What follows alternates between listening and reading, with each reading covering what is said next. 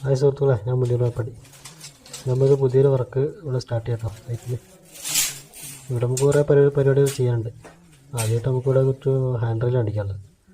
ഫ്രണ്ടിൽ മൊത്തം ഇങ്ങനെ ഹാൻഡ് റെയിൽ ഇങ്ങനെ അടിക്കാനുണ്ട്. പിന്നെ നമുക്ക് വന്നിട്ട് ഇങ്ങനെ ഒരു പോളികാർബണിൻ്റെ വർക്കുണ്ട്.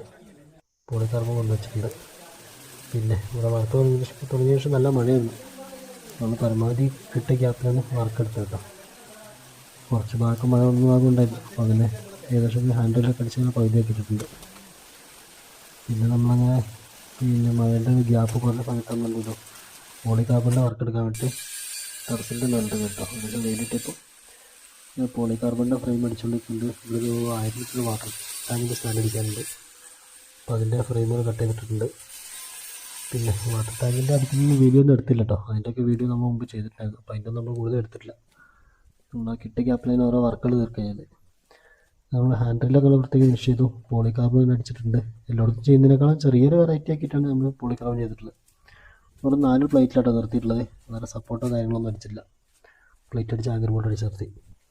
അങ്ങനെ ഹാൻഡ് റെയിലൊക്കെ ചെയ്ത് തീർത്തു. ഇവിടെ ഒരു ഡോറും വെച്ച് കൊടുത്തു. പിന്നെ നമുക്ക് ഇവിടെ ഉള്ളത് വെച്ചാൽ പുറകിലൊരു ഗ്യാസ് കുറ്റിയുടെ കൂടെ അടിച്ചിട്ടുണ്ട്. ഗ്യാസ് കേജ് അടിച്ചിട്ടുണ്ട്. അതിൻ്റെ ഒന്നും വീഡിയോ എടുത്തില്ല, ഒന്നാമത് ടൈം കിട്ടിയില്ല.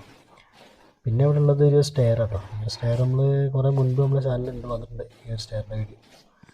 ഇത് നമ്മളൊരു വെറൈറ്റി ആയിട്ട് ചെയ്ത് തന്നെയാണ്. അത് സ്പേസ് ഇല്ലാത്ത കാരണം പിന്നെ ഒറ്റ ലൈനൊക്കെ ചെയ്തിട്ടുള്ളത്.